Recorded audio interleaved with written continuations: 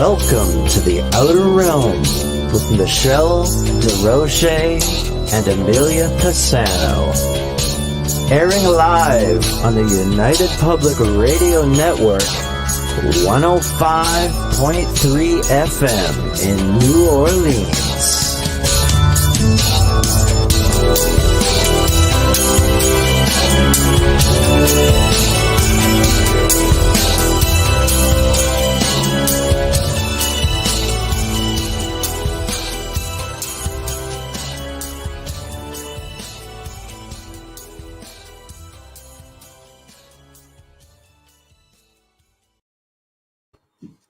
Good evening, everyone. Welcome to the Thursday night segment of The Outer Realm. We are broadcasting live here on the United Public Radio Network, 105.3 FM from the beautiful city of New Orleans. We are fully sponsored by the amazing people over at Folgers Coffee, who have been a part of our journey since the very beginning. So thank you, Folgers. We appreciate you so very much. Also, big thank you to Justin Snicker, Dr. Snick, the sonic surgeon, for our intro and outro. And you can find him basically anywhere music can be found. And he is an award-winning composer of Halloween, horror, sci-fi, and dark wave electronic music. 'Tis the season. Check him out. Also, big thank you to Steve McGinnis for the artwork that we have for the Outer Realm. And Lord only knows we love our banners. So thank you, thank you. Tonight, all I can say is wow. The Outer Realm welcomes for the very first time Samuel Chong. He's going to be discussing, and I don't even know if I'm going to say this, I'm going to butcher it, and I'm going to ask him how to say it, but the Thiaoouba Prophecy, which is a book by, the author is actually deceased, but by Michel Desmarquet. And this book is just going to be mind-blowing. It pretty much is going to talk to you about the meaning of life, about Michel's alien abductions or messages for humanity, just for reincarnation, ancient history. There may even be some prophetic stuff in there. It's just going to be amazing. Just amazing. That's all I'm going to say. So in order to do that, please head over to any of the 8 chat rooms that are simultaneously on right now. We're airing with Facebook. It's Canada's Most Haunted is UFO Paranormal Radio. It's United Public Radio News on the flip side. Joe Montaldo, UFO Undercover. As for YouTube, again, UFO Paranormal, UFO Gods and Extraterrestrials, and of course, The Outer Realm. And don't forget Facebook, of course, The Outer Realm, because I don't even forget that, honestly, probably because I didn't see it to the very bottom. I know. I just having one of those stinking days, that's all I can say. And I see people are chiming in, so I see our guest is also here. So Amelia, if you want to go ahead. Absolutely. My gosh, my honor. Tonight's guest, Samuel Chong, is a certified court, and there goes my screen. Hold on. Really? It's one of those days. It's Mercury retrograde. There's 6 planets in retrograde from what I read today. Yes. But anyways, let me start over. Please forgive me. Samuel Chong is a certified court interpreter and a Chinese translator in Los Angeles. He was instrumental in arranging for the Chinese publication of Michel Desmarquet's book, Thiaoouba Prophecy, which has been a bestseller in both China and Taiwan, a rare phenomenon. He also translated the book 334% Lies, the Revelation of H.M. versus Stuhl, an autobiography of the High Master of the Chair of a secret society that was started in Germany. Can't wait to hear more. Well, he's here. Yay. Hello. How are you? Hi, Samuel. How are you? Good, very good. Thanks for having me. I hope we didn't butcher the name of that book. My gosh. Oh, it's a pleasure to have you here, and we're so honored. And I've definitely been researching all of this and watched, of course, some other interviews that you've done. So needless to say, very intrigued over here. But how I want to start off is, how do you pronounce this? Because I'm sure we're both butchering this thing. Thiaoouba. Okay, so I wasn't too far off. Okay, thank you. It's just like sounded out, just like it sounds.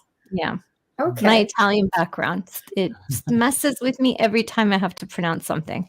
It's because you got to put a little flair every time you I talk. always have to sing. I have to sing it, right? I have to sing it. Remember, to I sing spoke it. Italian My God. before English, so my mind still works that way. It goes into it. Yes. Well, thank you, Samuel. I want people to get as much in as possible here because I know there's just so much information. But where I like to start, of course, is the beginning. Why this book? Like, were you soul searching yourself for something, or did you come upon it and just get intrigued? Why this book? Yeah, I was always curious about the paranormal, and I Ah, was always having a lot of questions, such as what are the ghosts, the Great Pyramid, who built it, and for what purposes, what yes, happened really in the Bermuda Triangle. I was looking for like a book that can answer all these questions, and including the questions I had about the Bible. So I believe that if we are to learn from anyone out of space, we should learn from the best ETs. They should have all the knowledge and answer everything, every possible paranormal event that occurs on Earth. So in my subconscious mind, I was always looking for this one book that kind of like is a like kind of gives like a closure, and I right, found this book. right, right. Well, it definitely getting into this. It definitely has a mix of everything. Do you feel that this is essentially just a book about life on average? Yes, it's really a book of life, on life, the secret of life, the purpose of life, and also a lot of the interesting aspects of how we are doing in current world and what Mm, we need to do to improve, how we can improve. right. So, what brought Michel to write this book? He was Well, obviously there's a big story. This is this is it, right? So, can you start with that and just lead us through? well, he was actually ordered to write this book, to write about what really happened to him. He Okay. was taken by this group of beautiful looking and benevolent, all loving ETs to their planet for about 9 days and then came back. And he witnessed a lot of interesting things and also got a lot of answers, such as where we came from originally and what happened to the ancient civilizations. What are the ghosts? And also, what happened to the stories in the Bible, like Moses or Jesus Christ? And Mhm. really, what are the involvements of the ETs to us throughout history? Wow. So he was, I guess, an experiencer. So he was taken on board a ship. Did he specify which extraterrestrials, let's just say, borrowed him? I hate to say abducted because it sounds like he had really great experiences. And there's such a stigma, a bad stigma attached to, these sort of contacts. Yes, he was taken by this group of beautiful looking ETs that they're really tall, 8 foot or 9 foot tall. They have blonde hair. They're Nordic looking. They have all the abilities to perform miracles like Jesus did in the past. Wow. And they Oh could my. levitate. They never age. They're forever looking, forever young looking, and they also can uh, communicate through telepathy. So Mm, they can do all the wonderful things that they did and present to Michel Desmarquet. So they right. belong to a category 9 planet. Wow. Okay. So I mean, I guess being given all of this information, whether I imagine there's messages that were for mankind, for the rest of us. So what did he do with all of that information? Was he allowed to talk about this? Had many years passed before he could reach out, and like how long before these experiences and the time that he wrote the book, was this compiled over, let's say, a year, a lifetime of experiences? If you can break that down. Mhm. The event happened in 1987 Okay. in June, near where he lived in near Cairns, Australia. Mm, So he wrote a book 2 years after, in 1989. He finished writing the book, mhm. and in 1989, and the book got published in 1991. And after he wrote the book, he went on a lot of public lectures. But people at that time, most of the people didn't believe him, including his wife, who thought he was having an affair with another woman for 9 days. Oh my gosh, because he was missing. Yes, he was missing for 9 Yes. days. Yes. Yeah. That's easier to believe than the other story. Yes. So after he came back, his wife really was really bitter about him and divorced him. So Oh. he complained a lot and had a major depression and emotional breakdown. Yeah, but there are some people who took his messages and followed him. I learned about the book in actually 2014 on Amazon. Right. So I read the book and I was determined to look for him because I really was really interested in what else he experienced and learned and he didn't put in the book. Mhm. And And so, yeah. so I did a lot of research on him, search on the internet and find out where he was at that time. I didn't know about his exact address, but I found a photo where a tourist, like in which a tourist took where he lived, like a bungalow. And I Mhm. decided to take the chance to fly to Vietnam, where he was living at that time, and to really just landed there. And then I showed a picture to the taxi driver, and the taxi driver took me to his place. Really? Yes. That's interesting. Wow. Wow. Yeah. How did he know? Well, he didn't know I was coming. And the first time that I met him, after he learned that I was looking for him because of the book, he was really annoyed because he was a private person. He didn't want to Oh, be bothered by this. Mhm. yeah. Yeah. Mhm. Did you, I just need to be off trail for just a second. Did you have any experiences as a young child that created this deep interest and thirst for knowledge of experiences? Well, I was always curious about everything. I was really interested in learning the reasons and the causes for the paranormal. I had a dream when I was in elementary school. I remember that I was so eager to move up to a different level, and I really wanted to see how I could advance much faster. I didn't want to stay here. Mm-hmm. Mm. Wow. Okay. No. Just curious because one doesn't just pick up a book on, someone's experience unless there's something that has happened or a deep desire for more. Because it's a really deep book. It is. Yeah.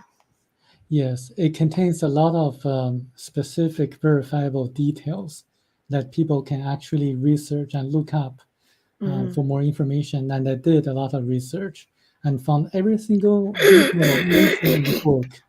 Every single detail mentioned in the book can be verified. And the things that cannot be verified now seems to be the facts that can be verified in the future. For Right. example, there's one detail in the book saying that the moon is actually moving closer to Earth. Right. And Yes. yeah, so the current conventional wisdom is that the moon is actually moving farther from Earth by 4 centimeters away each year. But that fact was a fact that scientists learned about 20 years ago or 30 years ago. And there's actually no recent revalidation of the data. And there are some people really question about the distance between Earth and the Moon. And some people really suggest that the Moon is actually moving closer to Earth. And this book is so specific that says that in about 198,000 years or so, the moon, our moon, will crash onto the Earth.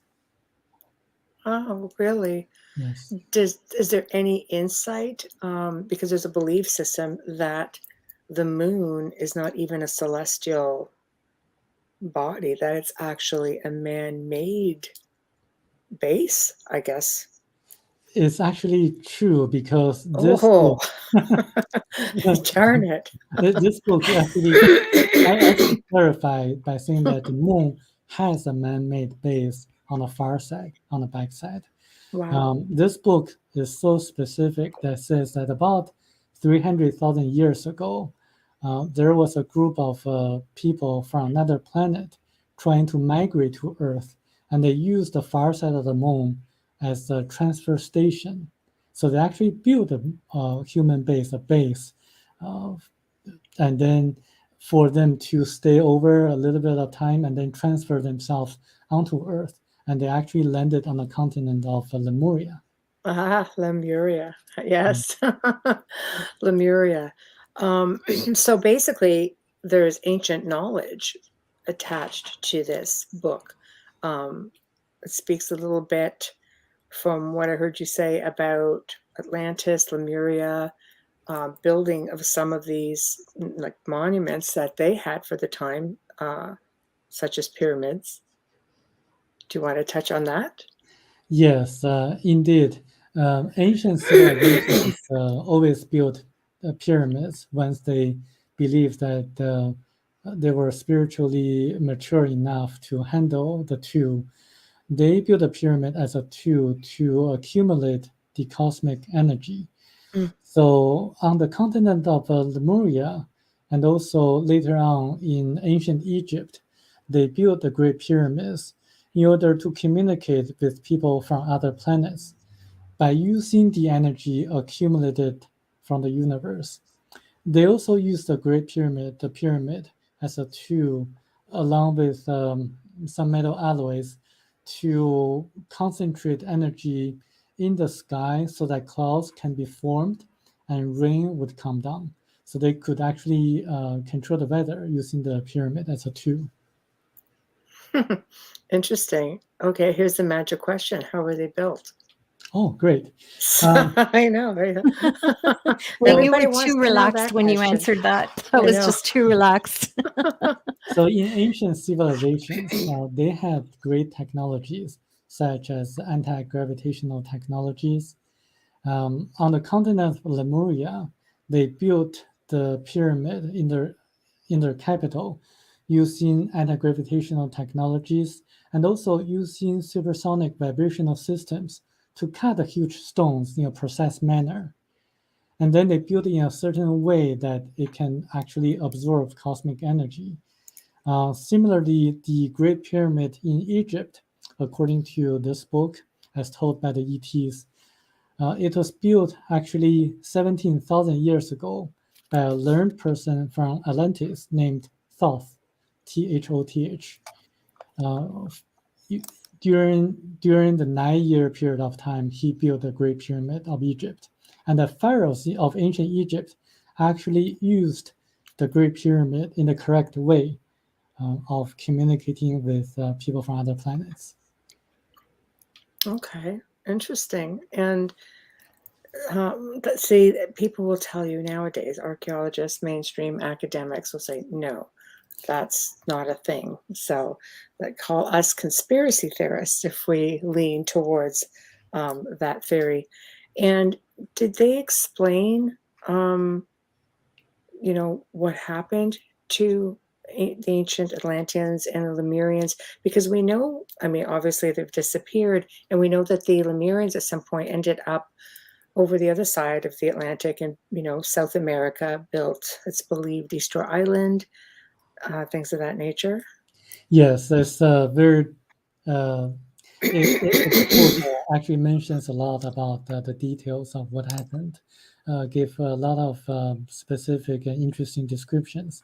Michel Desmarquet, the author, was actually taken into the Akashic record and Right. actually experienced what happened 14,500 years ago when the entire continent of Lemuria sunk into the ocean. What happened was that he actually saw that the king of Lemuria was having a council meeting with his councils or counselors, and they were discussing about the possibilities of a major earthquake coming towards them. And suddenly, earthquake occurred, and because of the gastrial spells beneath the continent, there was also a very strong volcanic activity, and suddenly the entire continent sunk into the ocean, just like overnight. There were some remaining parts of the continent that didn't sink, like the Easter Island, where you can still see the great statues of the Moas. According to the book, they built the statues in order to commemorate the people from Thiaoouba. They were about to transport the statues to their capital, but then the earthquake occurred, and then they weren't able to do so. Wow, I did not know that. I did not know that. That's fascinating. Okay, so as we move forward, let's talk about, you mentioned when the people were spiritually ready. So this sounds to me like the message has more to do with spirituality, as far as, let's talk about the meaning of life. Is it more from a spiritual standpoint than with what we're expected to achieve than something else? Yes, by spiritually ready, it meant that actually we did exist a lot of great civilizations on Earth, like Lemuria is one example, and also during a certain period of time in ancient Egypt, where people really focused on their spiritual development, not so much as the material wealth. So the author Michel Desmarquet actually saw that in ancient Lemurian civilization, people really didn't use money. They didn't have money. People just took whatever they needed. No one took advantage of other people. They just went to the market and grabbed everything that they needed and then went home. But then after the continent sunk, especially after Atlantis also disappeared, people didn't have the knowledge anymore because people in Lemuria didn't really. They actually kept their secret of the knowledge of different technologies. They didn't give it to people in India or China or Africa. So they kept the technologies to themselves. So once they disappeared, all the technologies disappeared, especially after Atlantis sunk into the ocean. The civilizations went into a decay in which people, especially more and more, were focusing more on the material aspect of life, like gaining more money or more wealth. And jealousy turned into hate, and then wars occurred because of this. So people really did understand the meaning of life, which is to grow as much as possible with spirituality. And life is actually a lesson or experience that people can really experience all the challenges and also learn how to respond to the life challenges in order to learn spiritual lessons. And only by having this kind of challenges or difficulties, we can know how to respond appropriately and how to learn the lessons the right way. And this is actually the essence, is to grow one's spirituality.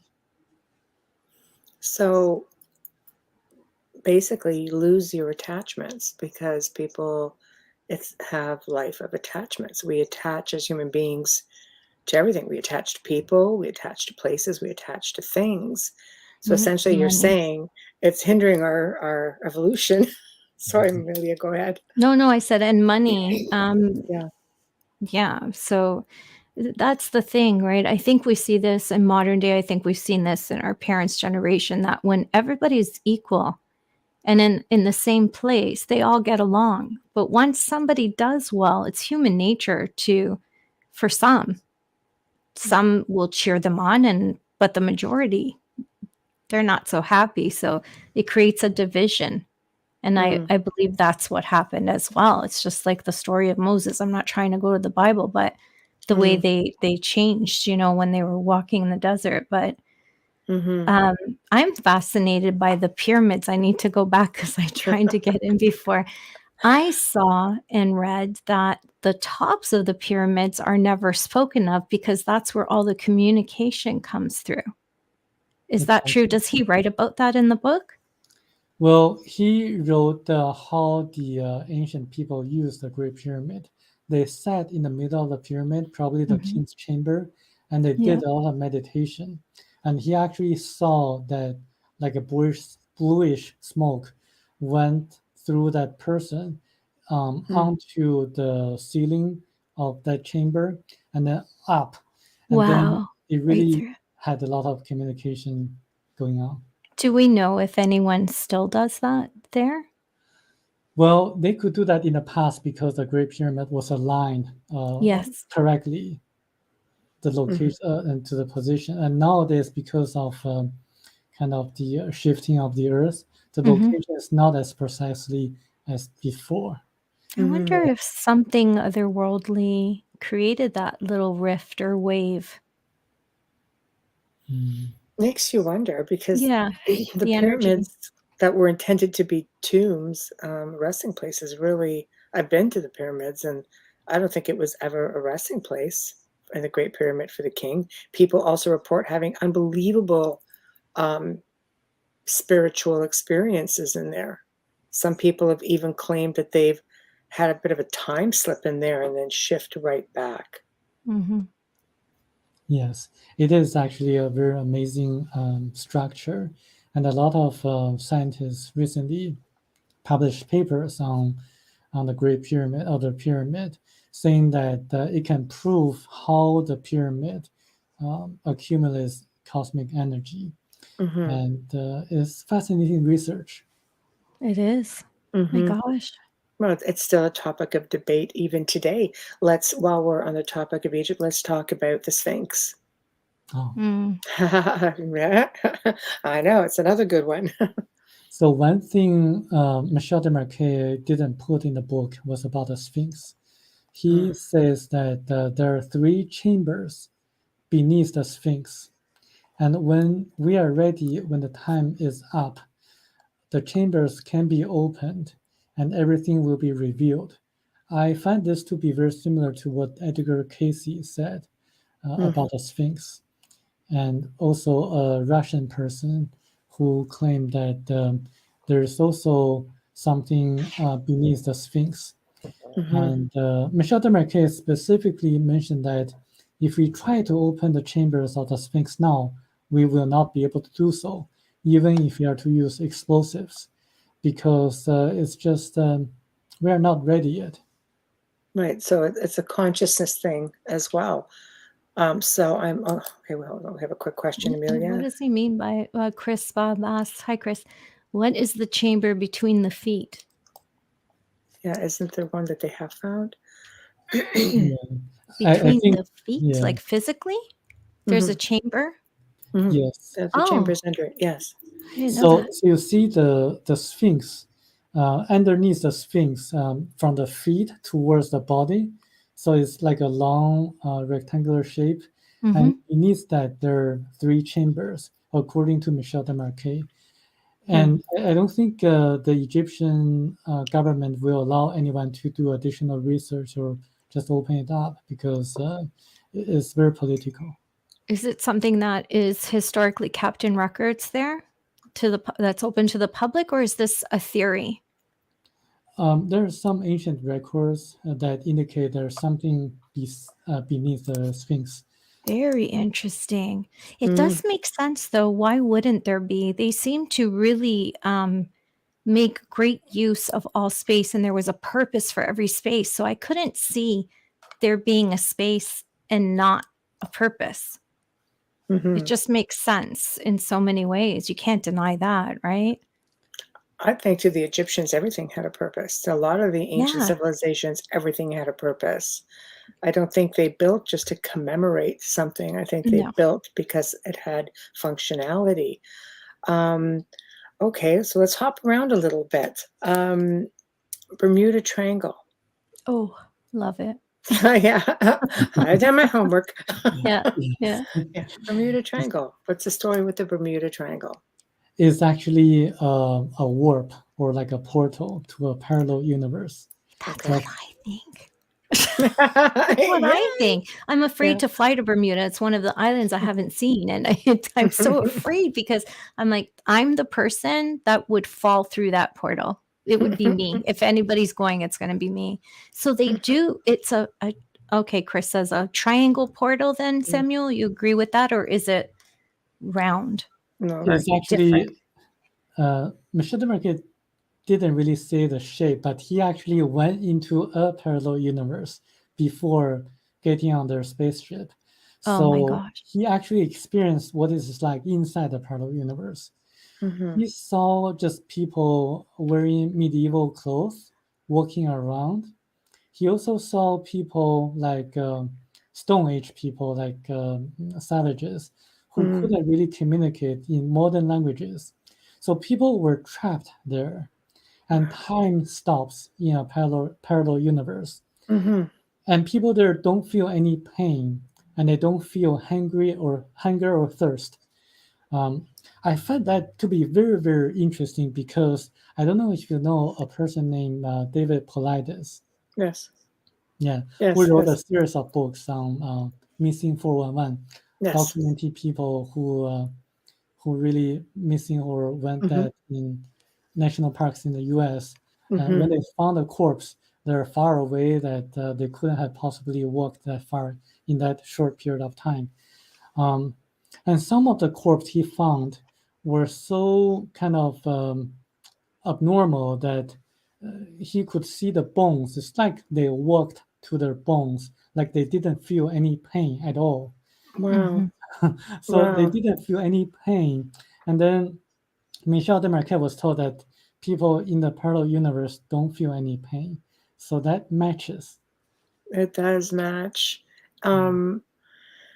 So, I mean, there are power spots, portals, vortexes all over this planet. I mean, I think a lot of these ancient civilizations built on these spots for a reason. Maybe it's a time travel thing. Maybe it's, getting into these different dimensions or parallel universe. So, with this theory, that means we could be slipping in and out of parallel universes all the time. Yes. Crap, how do we get back? That's And what I want to know. Because I'm not too fond of this one some days. Like, is there an app? So it's very interesting that David Paulides did a lot of research on where people normally went missing. So he Right. has a map showing the clusters of where people disappeared. So those are the places in which the parallel universe sphere flows around. So they're not just in one location all the time. They move around. And then when you want to get out, you have to be really careful because you might be in the middle of the air. And then when you try to get out, you might fall. So you could drop on like a 10-story building or something if you just land, let's Yes. say, beside the building and not on the building, Yes. is what you're saying. Yes. That could not be good. So is it sort of like this Matrix thing? It really is. Like, is this a simulation? Are we just, or is this just really a time slip? We've just slipped into another dimension. I think it's a natural phenomenon that just the spheres of parallel universe exist on Earth in space. And I think if NASA or some other scientific organizations really want to do some research, they can just use electromagnetic sensors to see where they see the anomalies, and then just draw them out. And I tried, but no one believed me. But so Right. Right. No, dang it. But I wonder, Samuel, if perhaps they have done this and they just don't want to lead on that they are aware of things. I think that's an easier. Maybe they're just leaving holes everywhere. Because I think mankind about never that as seems to well. get things right. Okay, we'll get to some questions before we get too far ahead, Amelia. Yes, no problem. Hi, Steve. Steve White says, how interesting. A question referring to the Bermuda Triangle because we don't see hardly any more ships or planes disappearing in today's times. Yep. Is it possible that this portal was open during those times that they disappeared and now closed? Is there a possibility of reopening? Somebody just curious and loves the subject. Thank you, Steve White. Yeah, that actually makes sense. We don't really hear about that. We No. heard about, I did on another research for a show, there was a ship that disappeared back in 2019 or 2020. And I think there were like 9 people on board, something like that. They disappeared and they have never been found. And that's probably the first one that I've heard of in like years and years. I think if they're disappearing that, we're not even told. I mean, there are many Maybe. pirate ships out there and ships that are in waters that no one is aware of. I mean, we're not aware of everything. There's So, supposed to be an alien base under there too. yeah, how are we to My know that pyramid. there isn't something like that? There aren't people actually disappearing. Oh, okay, here's a theory. They have believed to have found a pyramid in the Atlantic Ocean in that area. So as we're talking about energy. So what are your thoughts on that? Is that the portal? Why aren't we seeing as much disappearing there? Or why aren't we being told? Probably a better question. The Bermuda Triangle is probably one of the most well-known locations where ships and planes disappear. But there are other locations, other warps or portals on Earth that are lesser known. Mhm. Like if you follow David Paulides, you're going to see that he still does a lot of research on the missing people, and Mhm. there's still a lot of people go missing every year in national parks. Yes. Yes. Yes. Right. So it's not so much Bermuda. Mm. Oh, Okay. Yellowstone is one of the biggest. It's got the most missing people out of all of the national parks, and law enforcement will say it's because it's so large. How could you possibly, not get lost? Or, of course, there's more people there, but that's not true. Just saying, that's not true. Because when you take a hike anywhere, you have to register before you can go up so that they know whether or not to send forest rangers in to help you in case you hurt yourself if you're camping or walking. So they are aware of the percentages. Tamara says, over the Great Lakes in Canada, planes and ships have gone missing. That is true. Ontario has Lake Ontario has a Bermuda Triangle. It's called the Lake Ontario Triangle. Yeah. Yeah. Yeah. And it extends out to the east coast of Canada. So yeah, so there appears to be some of these all over the place, obviously. But while we're talking about, parallel universe, let's talk about time travel. Yes. The book mentioned about time travel, and it's actually helping. Remember, the book was written in the late 80s, and it actually pointed that out, that why the U.S. government at that time was not able to develop successfully a time machine yet. So it says that there's the Akashic record is real because when a planet is born, there's going to be like a cocoon shape of a psychosphere that rotates 7 times the speed of light. So this book is very particular, is so into the details and give you a specific number like 7 times the speed of light. Recording, so that kind of psychosphere records everything happens on a planet. So learned person with practice can actually access the Akashic record and experience and see what happened in the past.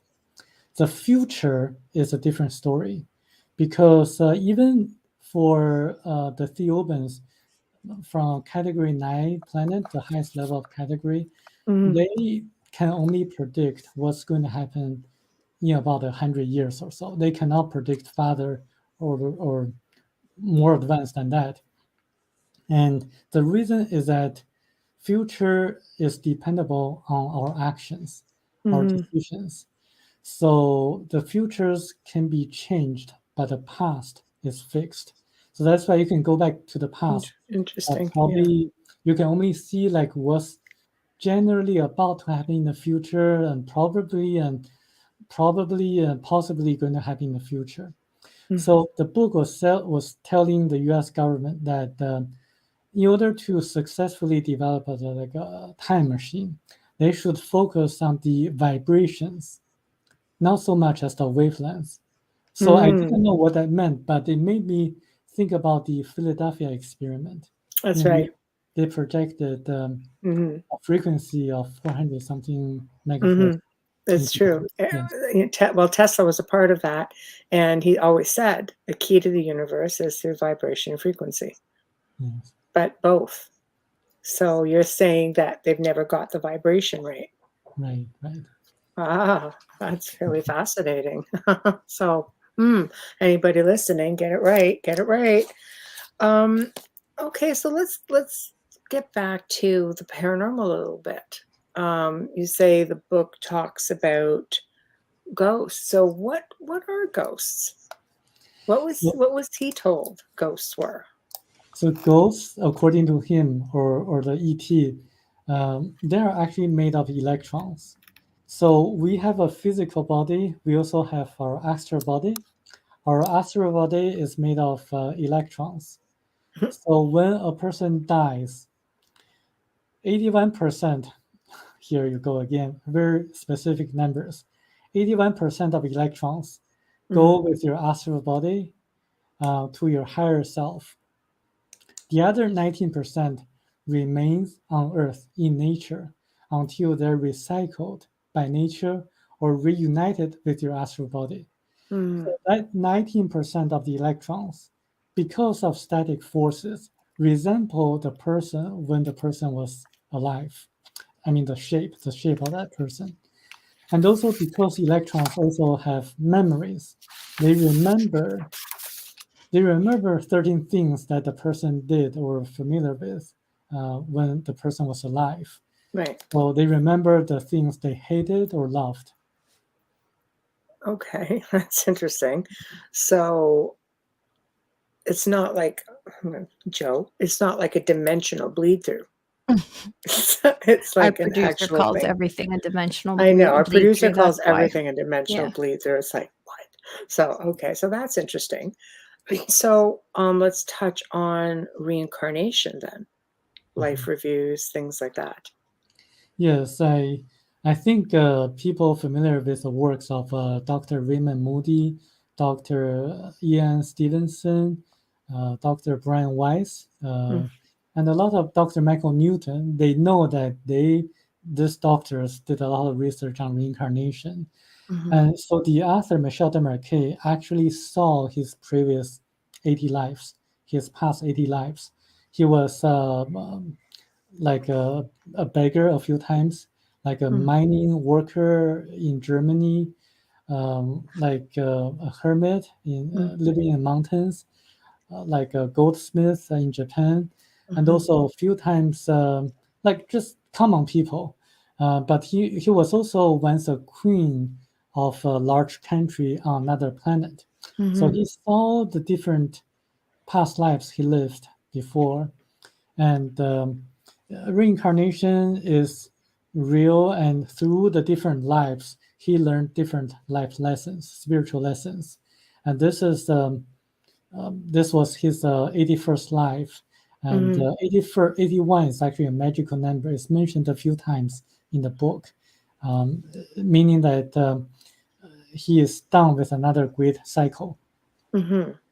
And this can happen on any planet. It doesn't necessarily mean here on planet Earth. You can reincarnate anywhere as anything. Yes, exactly.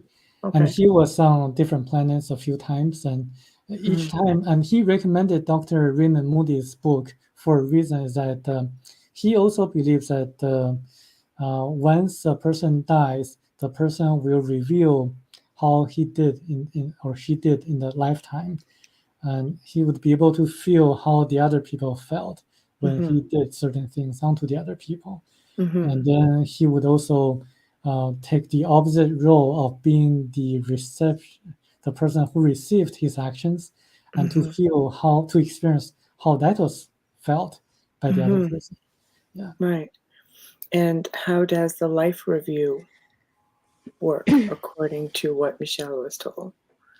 It's like a film, a movie, but more like a holographic film in which he would be able to see everything, feel everything, and not just himself's feelings, but also other people's feelings. So this Yeah. is after one dies, and before one decides to be born on Earth, and one also sees have a preview of one's life, and then choose to be born or not. Wow. Wow. Oh, you can make that choice That not is to a come choice. back. Yes. Huh, that just made me so happy because I'm like tired of being here. Okay. We're going to back up again with questions before we get too far ahead. There we go. Yep. Steve White says that's also interesting. So, as far as the theory goes that a spirit is electromagnetic energy, once he or she enters the afterlife, what are your thoughts on this? Is it in fact electromagnetic energy, or is it possibly something other, or both? Thank you. Just curious about your thoughts. They're actually electrons. So when one dies, the astral body goes away and reunites with one's higher self. So they're all made of electrons. One electron can store a lot of memory, enough to store all the books in a library. So we remember everything from our past lives if we are able to use some kind of technique to do so. But when one is born onto the earth, everything is erased. So that's why we don't remember. Normally, like we don't remember what happened in our previous lives. It's a cruel joke. Yes. Yes. You're supposed to keep improving, but you're not allowed to remember where you messed up. It's a cycle. It just keeps going. So Wayne, best news ever. I agree. I know. I'm so happy. Okay, so let's it's difficult because I want to touch on extraterrestrials. Let's touch on extraterrestrials and we'll save the sensitive stuff a little as we move along. So extraterrestrials, obviously there's, he had a wonderful experience. Michelle had, sounds to me like he had Nordics or Palladians or something along that line. They seem to be very advanced and very kind. A lot of people report not having really kind experiences. And the extraterrestrials that come up the most, of course, are the Greys. So was there any information given on how many other races were here? Are they here already? Where they come from, what their purposes are, et cetera, et cetera. I think you know where I'm going with it. Yes. Okay. It was shown at least almost like 200 bodies of other ETs from other planets on the Wow. planet Thiaoouba. So Thiaoouba is one of the 3 Category 9 planets, and they have the role of being like a mentor to us. So Wow. if there are like 3 Category 9 planets, you can imagine that there are at least probably approximately 600 other ETs in our galaxy. So, and he actually met another ET from a different planet. And speaking of the Greys, yes, he was told about the Greys on Earth.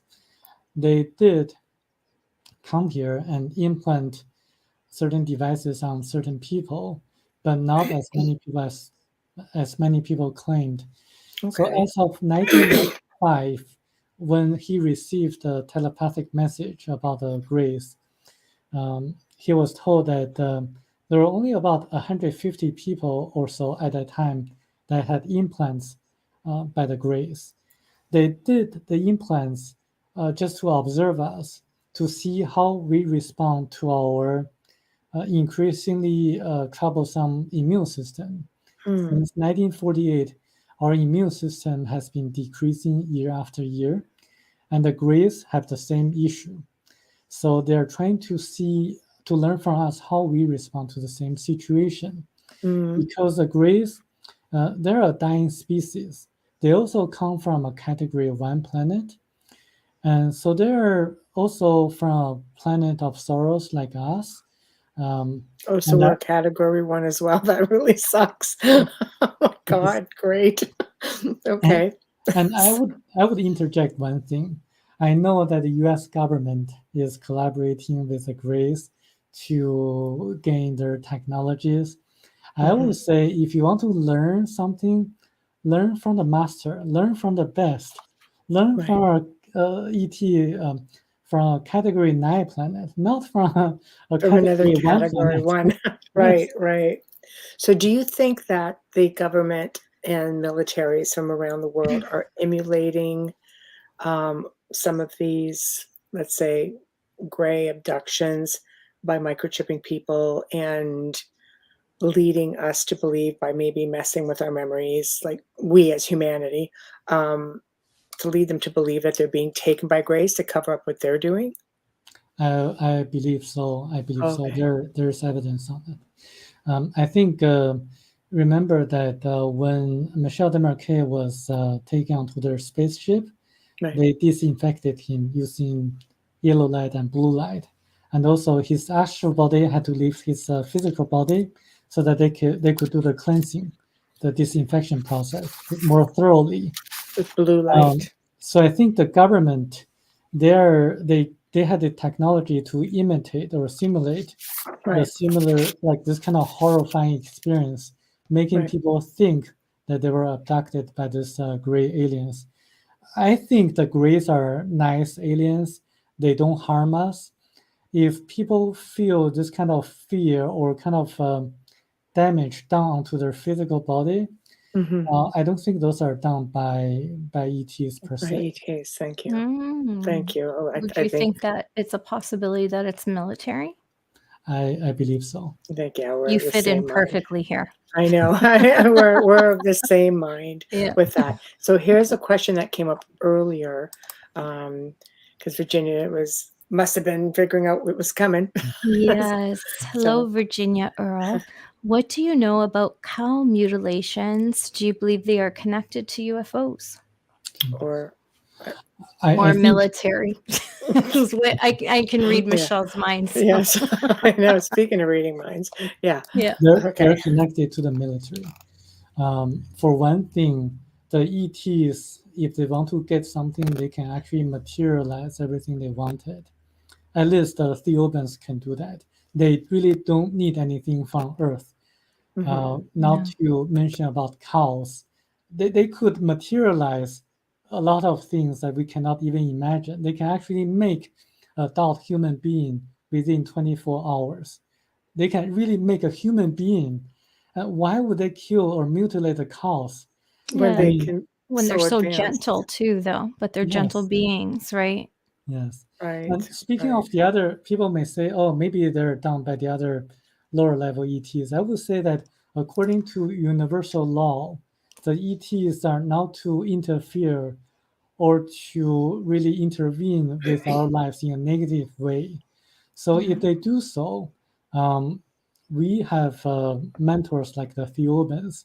And the Thiaoubans actually said to Michel Desmarquet that they're constantly monitoring the activities of the Greys just to make sure that no damage is done onto us.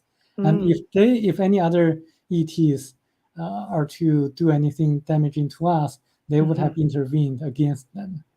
And on the other hand, I want to also say this, that Michel Desmarquet was told that we are really not ready to explore the moon or the universe because we are still fighting against each other. In other sense, the other means is that if we are to explore the universe, we would be the invaders, and this group of ETs, the Thiaoubans, would prevent us from doing so. So they wouldn't allow us to do any damaging things to other planets, and they wouldn't allow other people from other planets to damage us. Mhm. Right. So Yeah. part 2 of the question then. Oh my Amelia. gosh, I can answer that. Virginia Earl, what's the purpose of the military mutilating cows? Would Mhm. you? Any thoughts on that? I don't have any knowledge We on don't that. know. Would you Got like to- nothing. Okay, can I answer that? Oh, sure. Go ahead. Virginia, Keep our listeners happy. the purpose behind it is to instill fear in the world and fear in civilization, so that you fear these beings. That's right. False flags. Yeah. False flags, I think, is what they're trying to promote, to fear the day, I think, where maybe they want to make more of a public contact. A lot of people are having contact, but I think Amelia nailed it right on, because that's instilling fear will make people hesitant to want to deal with extraterrestrials who will, maybe tell you the truth the way Michel got the truth. Mm-hmm. Yeah, I remember that when I was into this field like 10 years ago or 20 years ago, I read a lot of research done by Linda, and I had a lot of kind of puzzles and this kind of gruesome feeling, and I really didn't want to explore further. Mhm. But then I also did some research on how the world is run, and I really admire the courage of some of the researchers who had government whistleblowers saying that the U.S. government had the technology to do such things like cattle mutilations Mhm. or imitating the horrifying abduction experiences. Mhm. And I do think that our world, is not what it really appears to be. There are Mhm. some government operations to really kind of transport illegal drugs across the border, Mhm. Mm-hmm. to provide financial resources to certain government organizations, Mhm. and it's really people need to be aware of it. I Absolutely. agree with you completely, I- especially when it comes to the criminal side of it. No one is untouchable. The higher the government, I Mm. believe more corruption is behind a lot of these leaders. And as we've had people on before, other guests have said, the level of government that you see in the White House or in Canada with the Prime Minister is not the government that is making these decisions and doing these things. These are lower levels that even the leaders of our countries are not aware of what's going on. There's no Mm. need for them to know. They're not there permanently. These are government associations, companies, agencies that are military. Mm. So it seems that military Have to has be their hand military in. trained to be like that. You would have to Yeah. be. You wouldn't be able to be out in the field unless you were military trained. Yeah, they have their hand in pretty much everything, it would seem. We'll put this right here.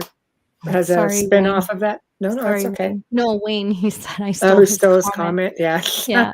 MJ Guest. Hello, MJ. Why is the government in charge of informing the public? You voted him in. I don't That's a good Well, question. it sounds to me like they're responsible for giving all the bad experiences with this. So, Government's in charge of informing you of many things, not just that. yeah.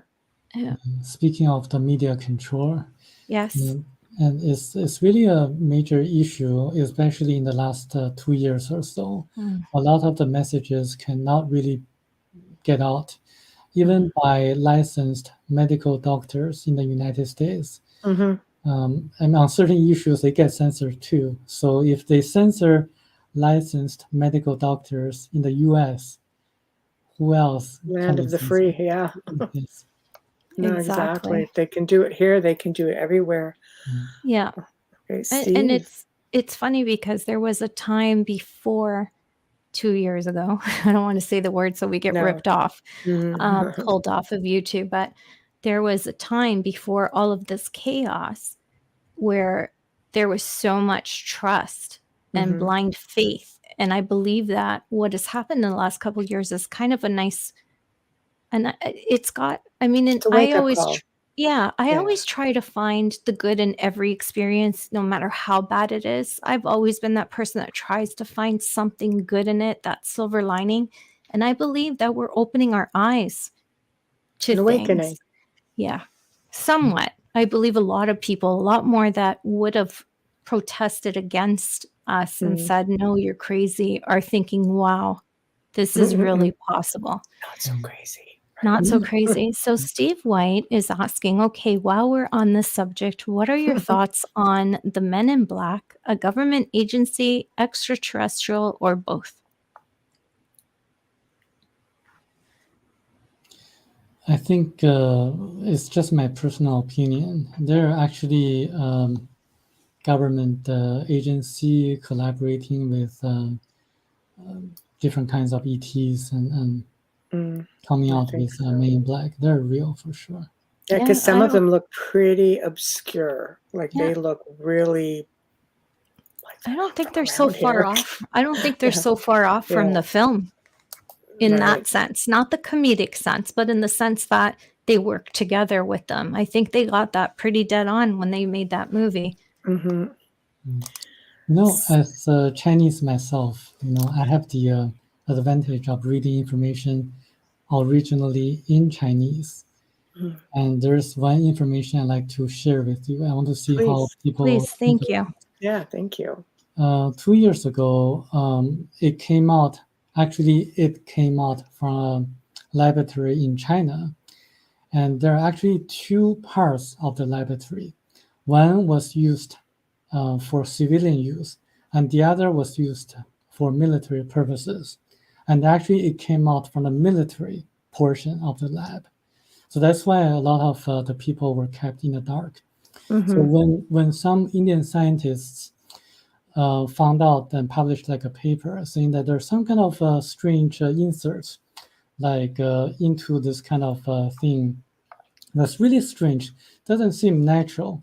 That paper got put away. It disappeared in a few days. So you can see the media control. You can see how everything's going.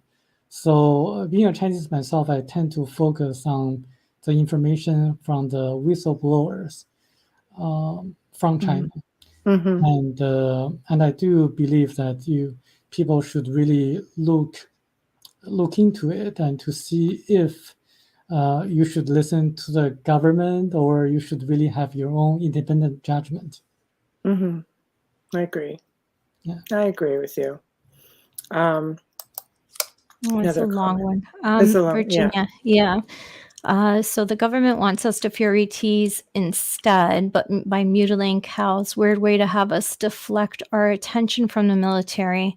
I will go into the Akashic records to ask more. What intrigues me is the way the parts of the cows are extracted and reported that there have been no traces of blood around the mutilations. The body organisms have been extracted cleanly. Maybe they're testing equipment. I have to say something. Sorry. Virginia, the whole thing is because I look at this in a criminal way instead of political or spiritually right now. The agencies that are sent in to collect and to examine these situations and these mutilations are government agencies. Pretty much answers that there. That's who's going in when they're checking these. They're not sending law enforcement. The lab that is examining this, if there is even a lab that is examining this, are government agencies. We don't know what they found. We only know what they tell us. Next. Okay. Virginia asks, I wonder if the military might be holding ETs on Earth at any of their bases. Any thoughts? Well, if they're able to hold any of the ETs, they're only able to hold the ETs from category or lower category of planets. Because you see, the ETs from category 9 planet, like Thiaoouba, they can actually shapeshift. They can disappear all of a sudden. Like Jesus, actually Jesus was sent by them to Earth to preach spirituality and love and reincarnation and life after death. So they are never going to capture any higher categories levels of ETs, only the lower categories. Mhm. Right. Yeah. Okay. All right. So next is going to be, since you mentioned it, I figure we're just gonna roll into it and take our chances because it's a sensitive topic, you know. Let's talk about um, the Bible. Let's talk about Jesus. Let's talk about what's in it because there actually are accounts of extraterrestrials in the Old Testament. You know, if you look about Enoch and Ezekiel, things like that, and it rolls into some parts of, you know, the New Testament. What was Michel told about all of this? Well, Michel, Put your he seatbelts on, kids. Here we go. No emails. Send them to Joe Montalvo. I know. Send them all to Samuel. No, send them to Joe. Leave Samuel alone. We like him. Yes. Okay, go ahead. So what Michel was told that this group of ETs, the Thiaoubans, remember Thiaouba is pronounced very similar to Jehovah. So according to this book, God the Creator is God the Creator. Right. And what Bible mentions about Jehovah is actually Thiaouba. So the Thiaoubans actually were constantly monitoring our activities and sometimes intervene, helping us to guide us to the right way of living. So they were actually involved in the distraction. Actually, they distracted the two cities, Sodom and Gomorrah, as recorded in the Old Testament of the Bible. They did that because the people in the two cities were punishing the people who were compassionate. And they were setting a very bad example to people who were in contact with them. So they were like cancer cells, like malignant tumors. So when you have a tumor that's spreading to other parts of the body, you would have to take it out, right? So that's what they did. So they killed the people in the two cities and punished them in a way that setting example to the future generations. So people learn the right way of living for a period of time, and people are forgetful. And then about 12,000 years ago, they, like a group of people from a Category 3 planet, the planet's name is called Hebra.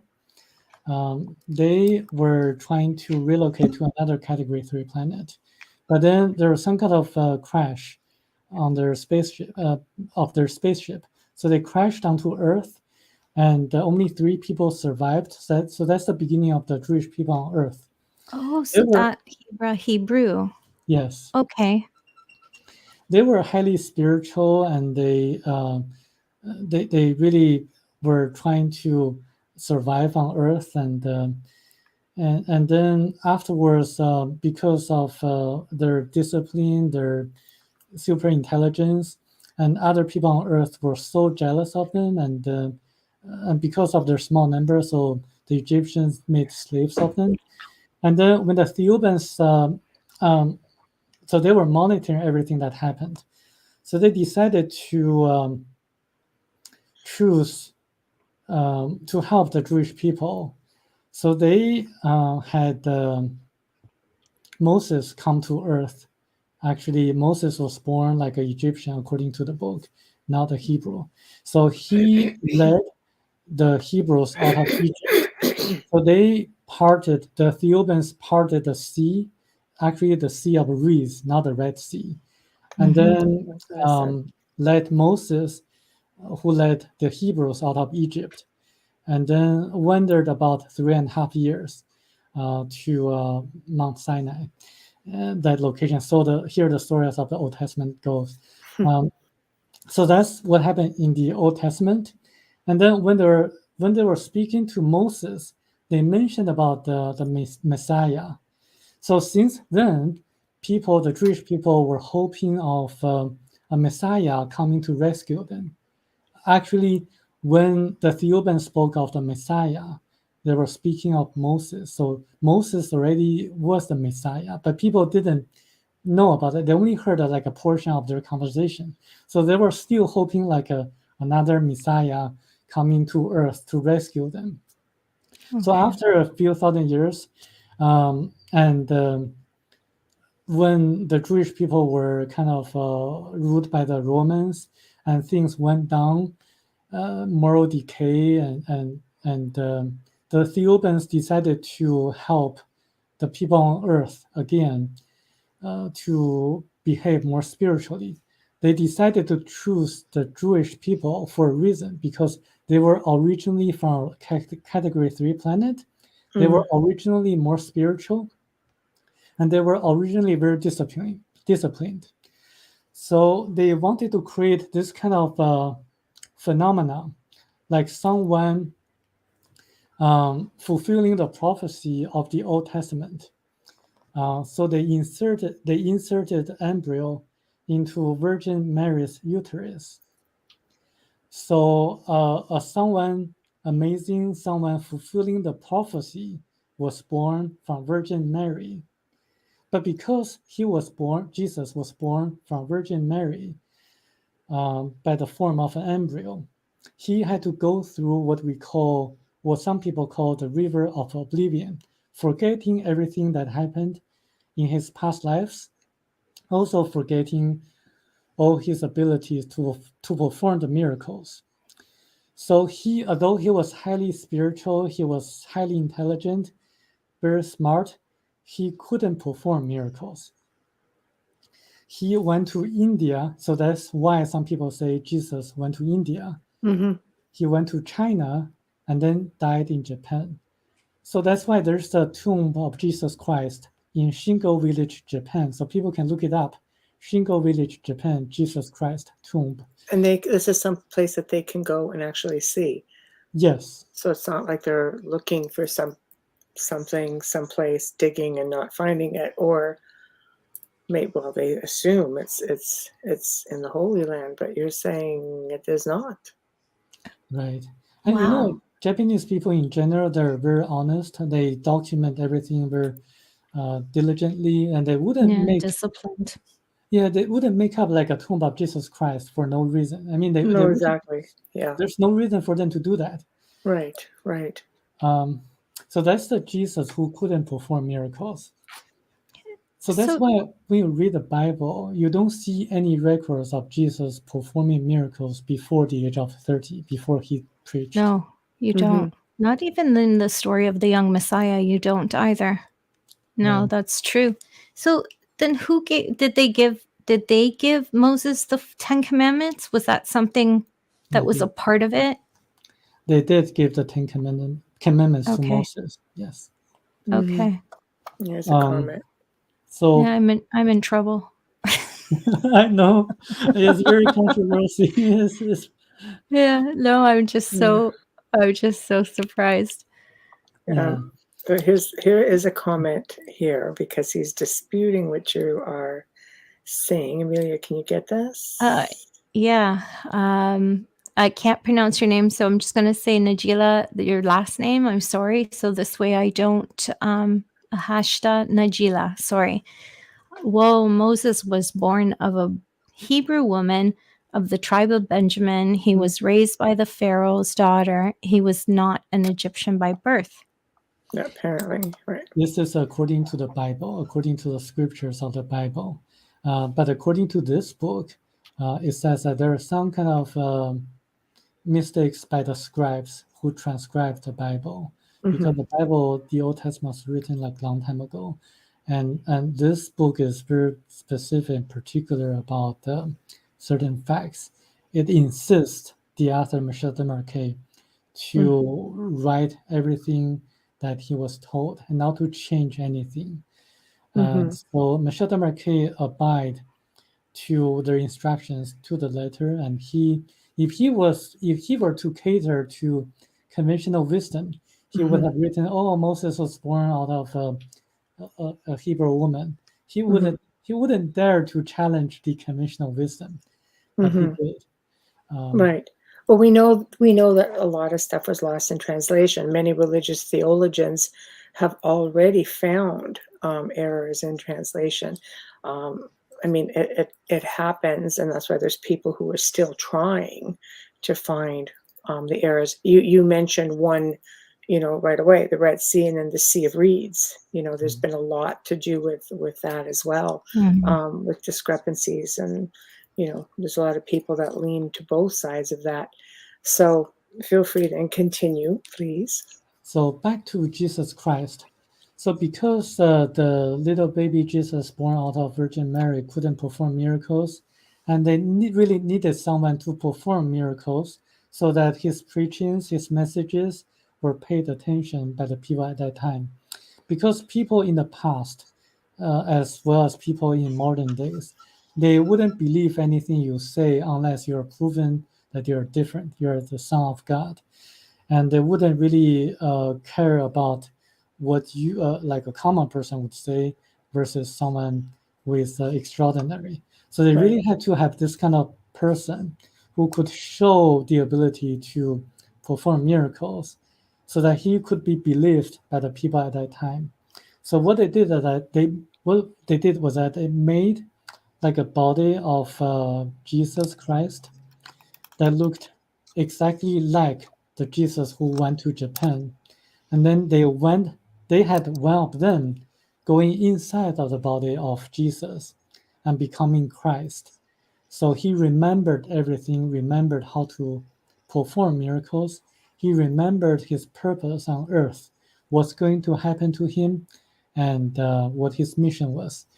So he preached all his messages about love and spirituality, and he died on the cross and resurrected 3 days after, just to show that there is life after death and there is Mhm. reincarnation.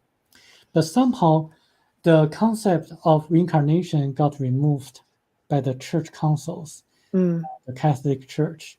And this book is very specific about this fact. It named the 4 different church councils that intentionally distorted the meanings or the original scriptures in the Bible. Hmm. Wow. Well, that's a given. I mean, so much stuff was omitted, left out. So, I you know, wonder to, if that stuff that's left behind is in the Vatican. Sorry, Michelle. In that Vatican library. we're just going to do a quick sponsor and station ID, and then we Yes. will continue. Definitely. Let me just get to my screen. Thank you. You are listening to The Outer Realm with Michel Desmarquet and Amelia Pisano, coming to you live on 105.3 FM radio from the gorgeous city of New Orleans. Tonight's guest is Samuel Chong, and we are discussing the Thiaoouba, I hope I said that right, prophecy. Shout out and thank you to the amazing people at Folgers Coffee for fully sponsoring our show from day one. Thank you for your support and your continuing sponsorship. We truly, truly love you, and nobody loves you as much as we do. A huge thank you for our outro and intro, Dr. Snick, the sonic surgeon, Justin Snicker, award-winning composer and musician. You can find his music on Amazon and Bandcamp rather, and follow him on Facebook and Instagram. Right now, he's been loading a lot of clips of the new music ready for Halloween. And Justin's music is perfect for that, because if you heard our intro and outro, you would know. Stream or listen or archives on the platform you normally use. Please remember, if you're there right now, subscribe and give us a like. Thank you. There we go. Here's a good question. Zachman. Hello, Zachman. Hi, Zach. Is there any correlations / scripture between Shinto and Buddhism that verifies that Jesus physically made his way to Japan? Well, there are a lot of there are some ancient Japanese scriptures that talked about ETs from other spaces, and I don't know how to pronounce that, but because I read in kanji, I don't know how they're pronounced in Japanese, but it documents like flying saucers and ETs going into Japan. Speaking of Buddhism, in this book, Thiaoouba Prophecy, the highest praise it gave to an earthling, someone born on earth, was actually the Buddha. And it says that Buddha really had this kind of realization of the truth, and he was someone extraordinary, having been born on earth, but finally realizing everything that happens, what the facts are. And so this is the highest praise it gives to earthling. So I think Buddhism has is a lot of the interesting concepts. Oh, I love it. I love it. It seems as though, ET has been a part of our history, predating, I mean, going back thousands, tens of thousands of years, really. So we must assume that they live here, right? They've come here, they've had jump off points from the moon to here. So we know they must have settled here. And some people believe that some of these extraterrestrials are, in fact, us, but from the future. Maybe they're trying to intervene in some way. Why, watching everything that's going on right now, do you think that they're not intervening? Well, I think they are giving the opportunity to us to respond to the challenges that we are facing right now. So I'm going to use an analogy. Okay. When you want to teach your child, like a mathematical problem, how to solve a problem like 3 times 5, you wouldn't just give the answer 15 to your child. You would show your child the concept, your daughter the concept. 3 times 5 is actually 5 plus 5 and plus 5. So that your daughter would actually learn the concepts and figure out the solution on her own. And similarly, we are facing a lot of challenges here on Earth. We are given the opportunity to respond to the situations we have right now. It doesn't mean they're not going to intervene. Remember, they intervened many times in the past. For example, they took Enoch to away. Yes. Remember, yeah. So Michel Desmarquet was given the book of Enoch. After he read it, he was really amazed, and Me too. Yeah.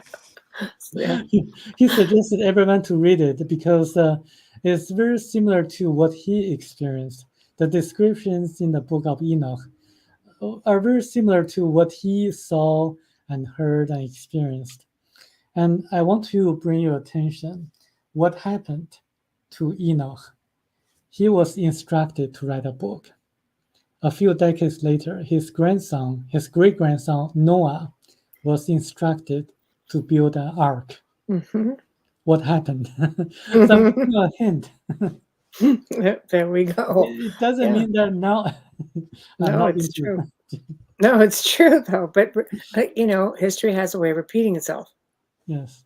And this is a fine example. Yes. Anybody who hasn't read the Book of Enoch, I highly recommend you read it because it will literally, it is an awakening experience.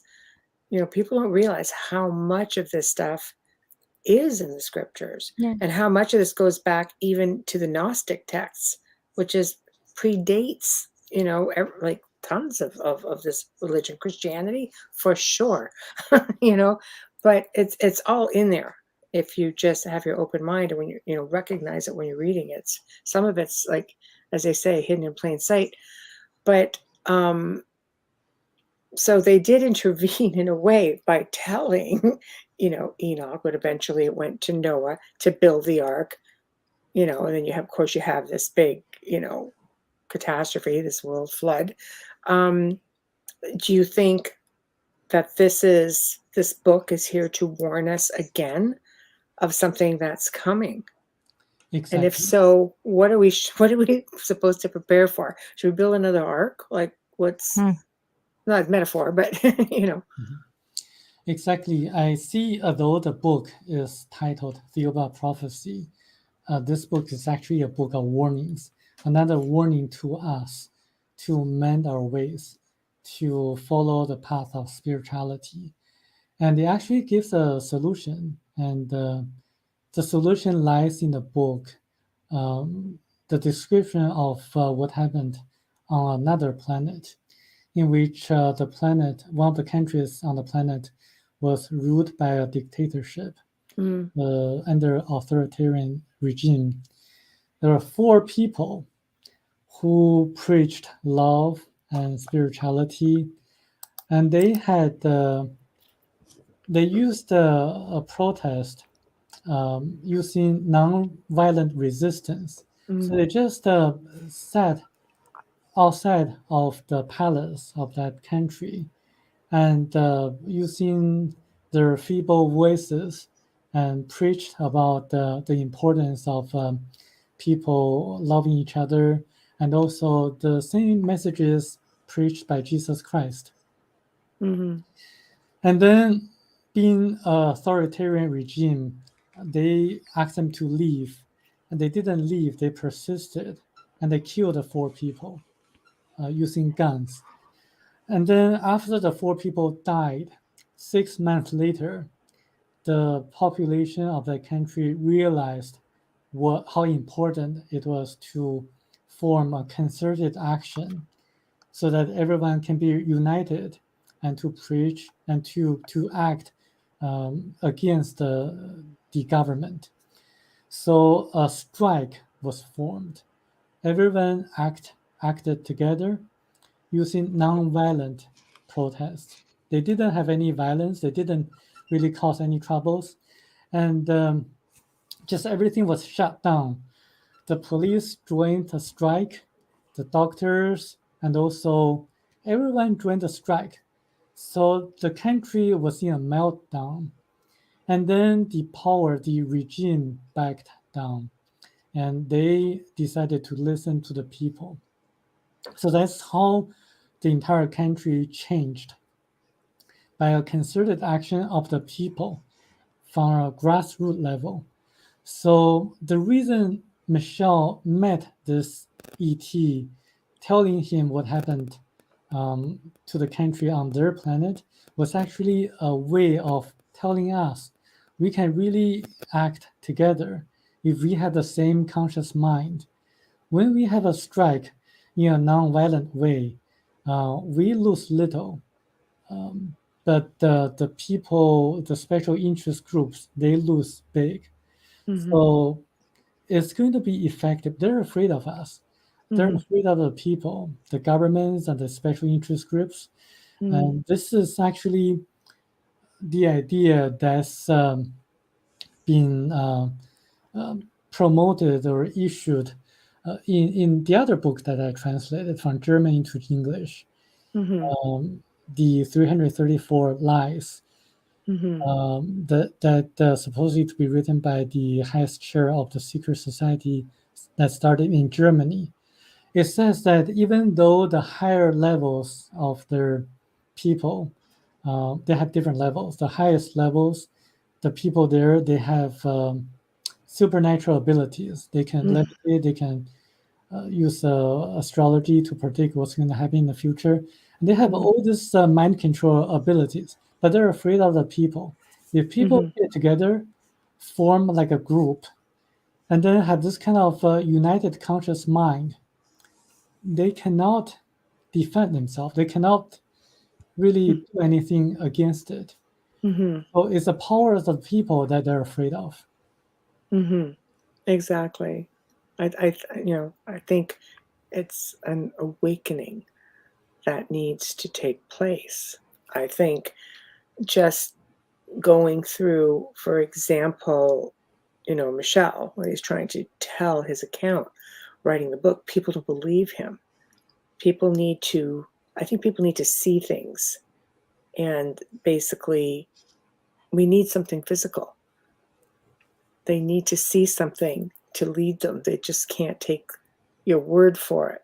Sometimes it's right in front of your face and you still refuse to see it. Maybe it's because people don't like change. People don't like being, rattled out of their comfort zone. So they're not too quick to move in any situation.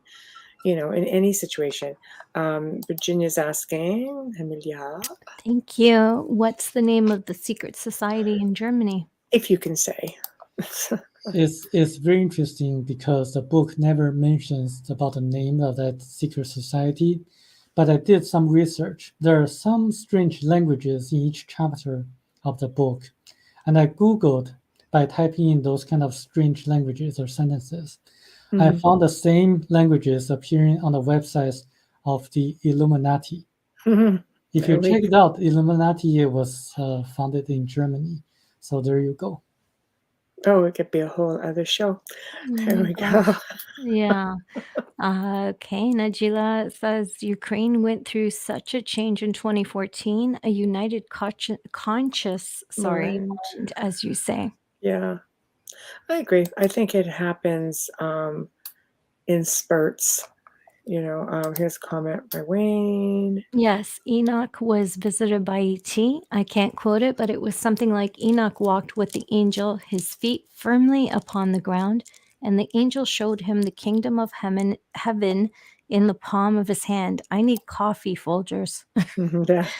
Oh my gosh. Wayne also says that was similar to looking at a picture held in memory of a tablet or cell phone, but Enoch would not have any basis to understand what he was looking at. Something in the palm of your hand would definitely look like a form of technology for sure. So for him, that would have been quite advanced.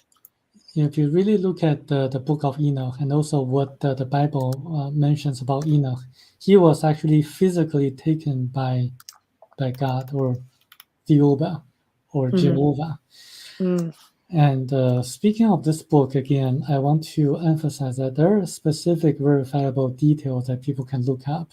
For example, when the ETs disinfected Michel Desmarquet, they used yellow light and blue light. If you look at the paper written by a professor from Harvard Medical University or medical school, you're going to find out that the blue light has antibacterial, antiviral effects. And they used the blue light to disinfect him. That was a surprise to me, but it got verified by modern science. It also mentions about the tomb of Jesus Christ in Shingo Village, Japan. Remember, this book was written in the late 80s. There was no internet back then. Michel Desmarquet never traveled to Japan in his entire life. There was no way he could have known that there was a tomb over there. That's a good point. Yeah. And also, it also mentioned about the needles in space. In the 1960s, it mentioned that this group of ETs was directly involved in removing the needles in space that the US government sent out. So I looked it up.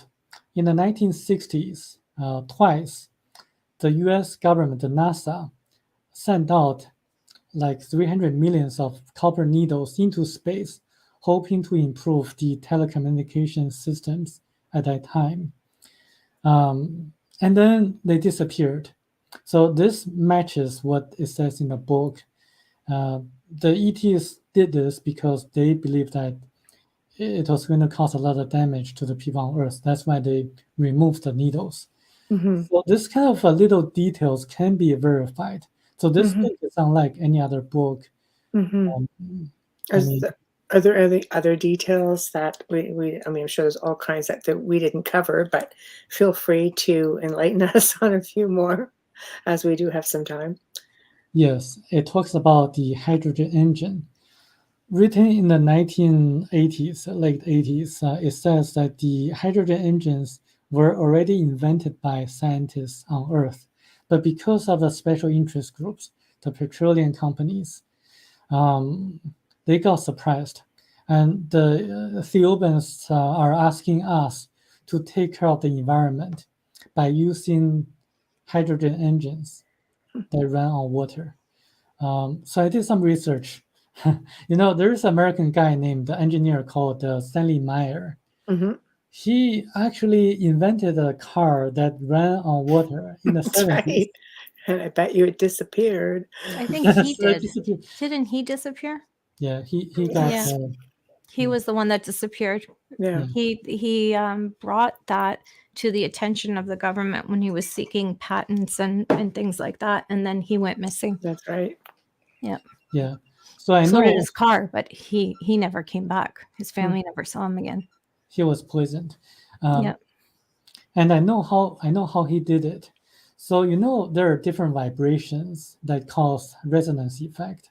Mm. So when you have a certain frequency vibration and that resonance with the covalent bonds of hydrogen and oxygen, that can actually break the covalent bond of water.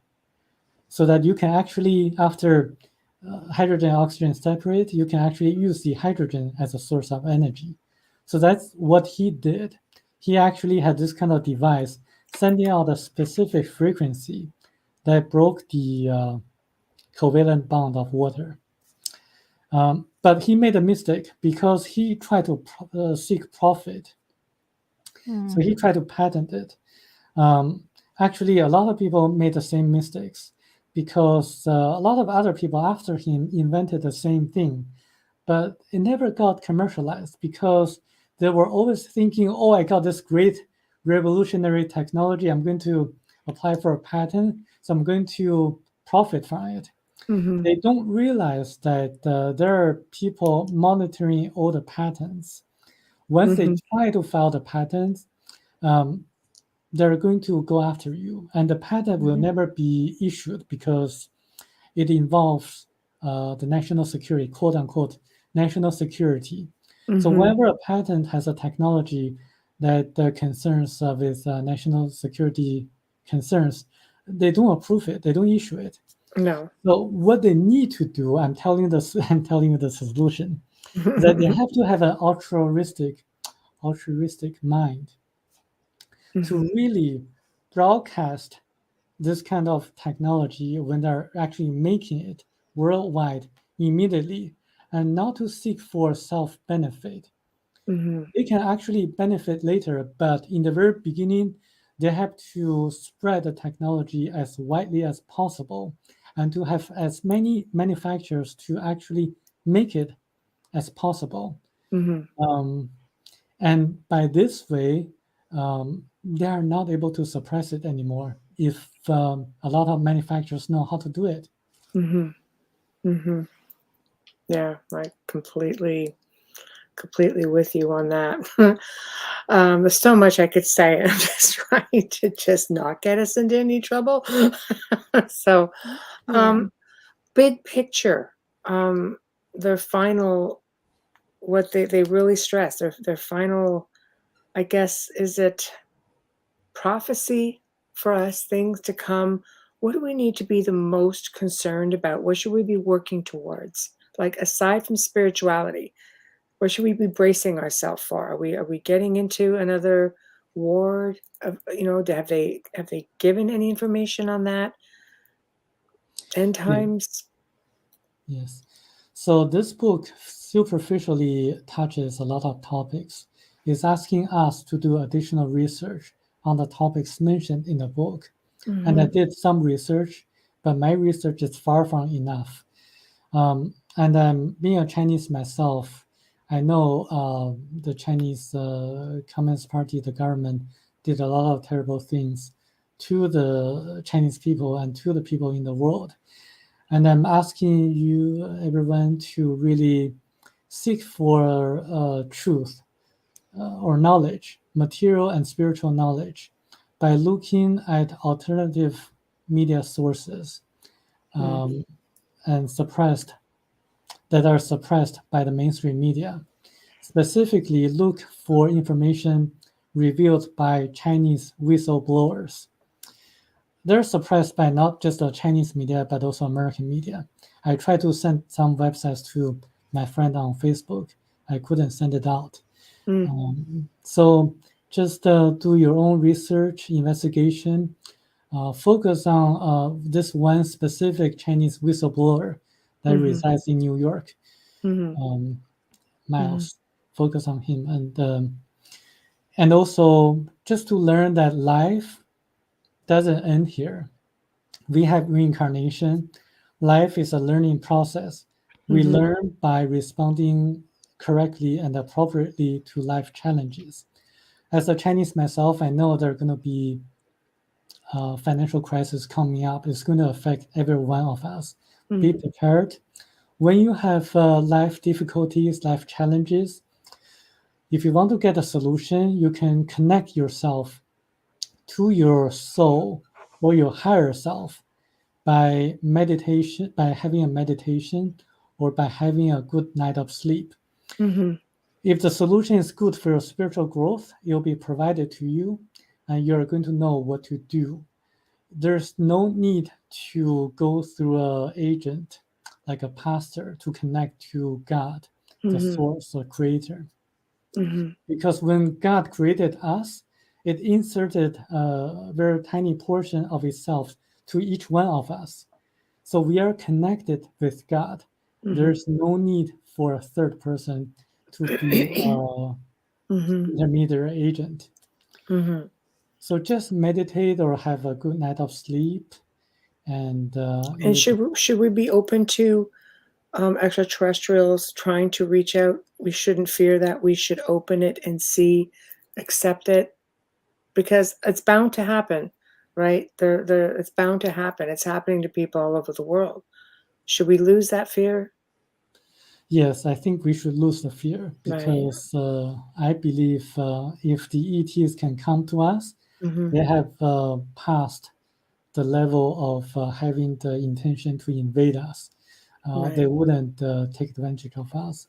They're here to observe and probably to assist us.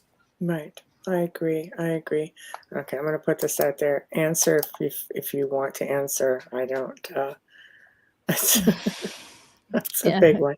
Everybody loves it. Everybody loves TikTok. I'm one of those crazy people that's up all night.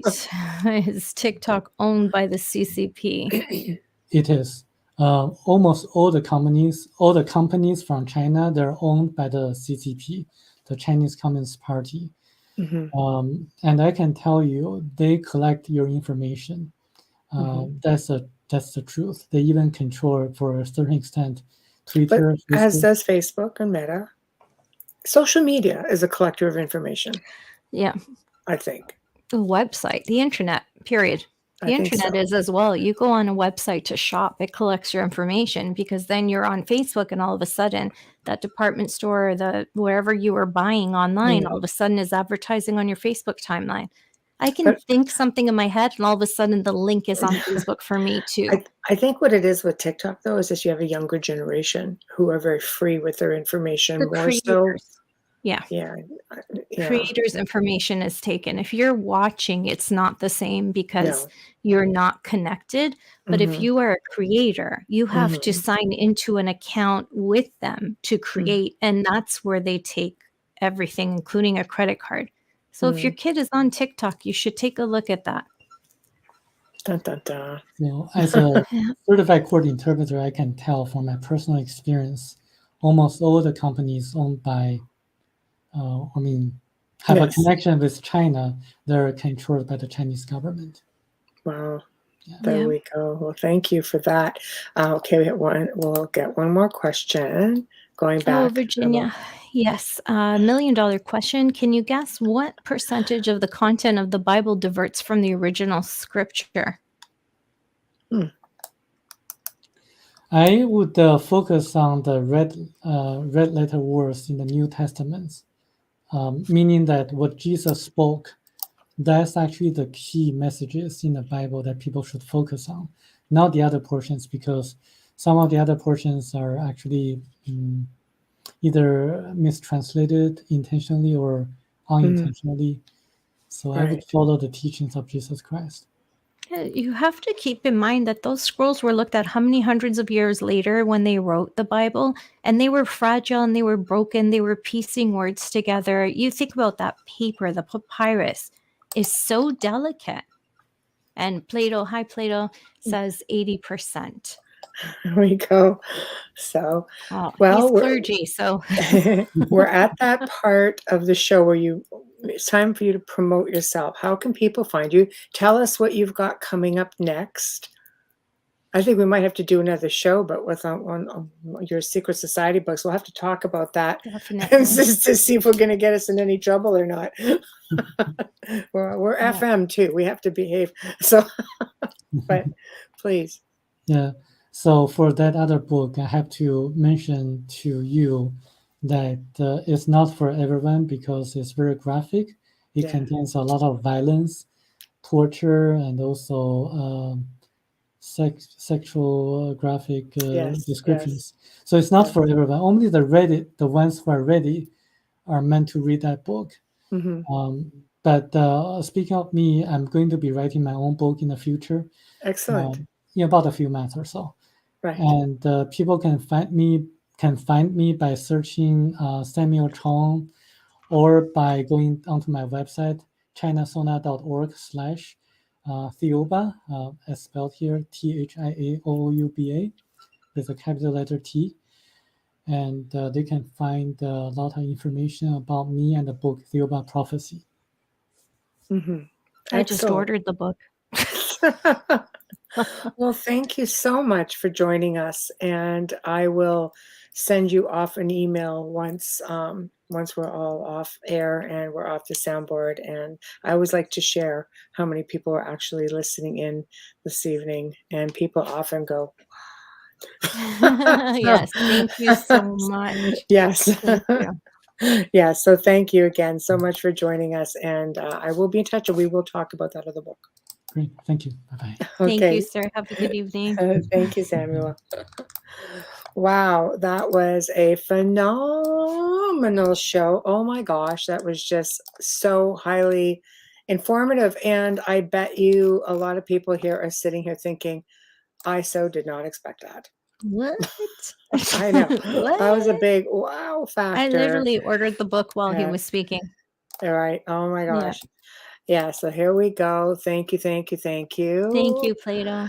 Here we are. Thank Name you. Stuhl. Thank Haven't seen you in a long time. Thank you. Yeah, Thank you, Virginia, for all your amazing questions. exactly. Thank you, Thank you, Zach. So we are here at the Thank end you, of the Nikki La. show. Peace. Yes, thank you. Oh, we love it. There we go. Put those up there. Thank you as everybody chimes in. But we have come to the end of the show. Huge thank you to Samuel Chong. Just so honored to have him join us when he initially emailed, because we give our email at the end of every show and say if you'd like to be on the show. And he did. And boy, how lucky were we. So thank you, Samuel Chong. Thank you, Folgers Coffee. Thank you, Dr. Snick, Justin Snicker. Outer Realm, the Outer Realm Contact at gmail.com. The Outer Realm Contact at gmail.com. Please don't message us on social media. Not Facebook. I surely don't have time to get to it. And I'm pretty sure Amelia's feeling the same. But, please do. We do get back to you via email. So whatever platform you were watching on tonight, please like us up, subscribe, whether it's YouTube, like us up on all the social media. We are in so many different places. Please check it out. Being a harpy, Folgers commercial, haven't harped in a bit. Let's get those Folgers commercials out. Let's go. Promote yourself and just make Come it on, about Zach. Folgers, and it's like a double whammy and everybody's happy, right? Come on, Zach. No pressure. That's right. Next week, 2 more new people. Okay. And it's going to be really, really cool. So Wednesday night, we welcome for the very first time, Alan B. Smith. He's going to be discussing the paranormal and UFOs with his own personal twists and experiences. And he'll actually call himself a paranormal experiencer. Like, this is really going to be cool. So make sure you tune in. Thursday night, I am freaking really excited because I have watched this TV show and really, really liked it. So for the first time, we welcome Kyle McDowell from the hit TV show Alaskan Killer Bigfoot. And we are so pleased that he's going to be joining us and discussing his experiences while filming this epic series. There's a lot of history attached to this. This isn't like a Bigfoot story. This is a story of an area. This is a story of, the Native American people trying to get back to an area. This is folklore their oral history. There's lots with this. And Mhm. I was just completely so really, really honored that he's going to be joining us. Tomorrow night, check in for the Church of Mavis and the Centralists, two really great back-to-back shows for a Friday evening. And again, guys, I think the Gray Zone Uncensored is going to be this Saturday, 6 to 8 Eastern. I think. What's the name? Is the Alaskan Killer Bigfoot. Just like that. Check it out. Google it if you haven't heard of it. It is just like another wow factor moment. So anyway, everybody, have yourselves a great weekend, and we'll see you next week. Yeah, good.